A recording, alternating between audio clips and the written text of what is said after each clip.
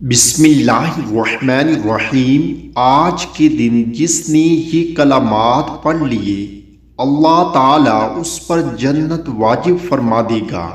نبی کریم صلی اللہ علیہ وآلہ وسلم نے ارشاد فرمایا، جو شخص یہ کلمات کہے تو جنت اس کے لیے واجب ہو گئی۔ کلمات سماعت فرمائیں۔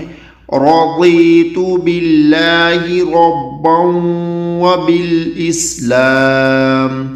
وبالإسلام دينا وبمحمد رسولا۔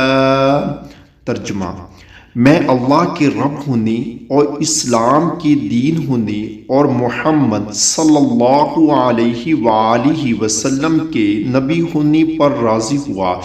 اللہ تعالیٰ سے دعا ہے کہ اللہ تعالیٰ سب مسلمانوں کو یہ کلمات پڑھنے کی توفیق